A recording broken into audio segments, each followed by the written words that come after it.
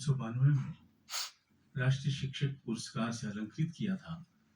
जिस तरह का हर्ष और सुख की अनुभूति उस समय हुई थी, उससे कम अनुभूति महामहिम द्वारा आज सम्मानित होने पर कोई कम नहीं हो रही है, उससे बढ़कर है।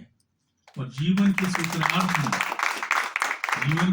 उत्तरार्ध में एस.आर. हरनोट जी ने सहसा ही पिछली गोष्ठी में अचानक बिना किसी योजना के और इन्होंने घोषणा की कि हम इन लोगों को सम्मानित करेंगे। ये मेरे के लिए एक अभिभूत करने वाली, मन को विह्वल करने वाली और उनके अनुराग की सूचक है। और जब मैं सोचता हूं कि एक जीवन उपलब्धि सम्मान, मुझे लगता है कि जीवन तो कितना छोटा है। और बहुत से रचनाकारों पर मैं जब सोचता हूं कि गुलेरी जी, चंद्रशेखर शर्मा गुलेरी का जीवन कितना छोटा था, उनका और मुक्ति बोध का भी। 2-3 नाम मैं इसलिए ले रहा हूं कि उन्होंने बहुत थोड़े समय में भी बहुत काम किया था।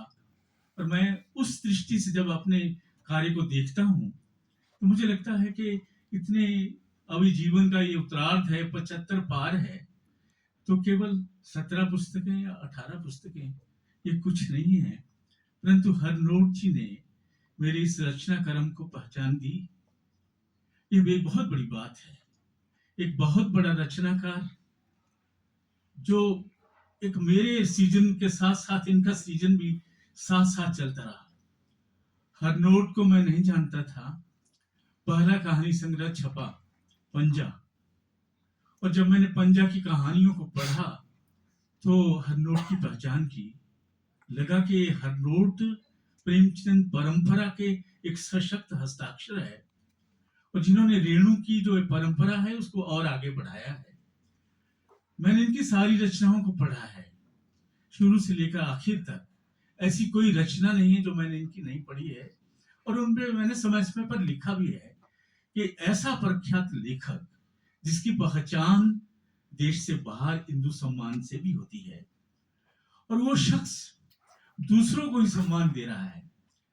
मेरे साथियों ने बहुत अच्छा कहा कि वो एक दूसरों को सम्मान दे करके वो एक और बड़ा एक आकाश छू लेते हैं। तो ये बहुत बड़ी बात है कि हरनोट जो देश में भी पढ़ा जाता है, विदेश में भी पढ़ा जाता है, भारतीय भाषा में अनुदित है, और मलयालम में भी है, और विदेशी भाषाओं में, जर्मन में भी अनुवाद हो रहे हैं।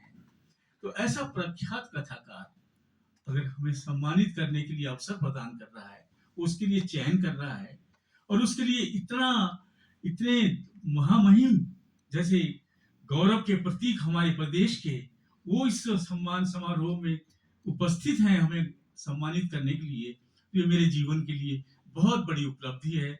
और इस उपलब्धि के लिए मैं एस.आर. हरनोट का और माननीय राज्यपाल महोदय का बहुत बहुत आभारी हूँ कि इन्होंने एक अविस्मरणीय पल हमें दिया। और आशा करता हूँ कि भविष्य में भी महामहिम महोदय का और हरनोट जी जिस तरह की सोचते हैं कि इनका आशीर्वाद हमें निरंतर मिलता रहेगा। धन्यवाद।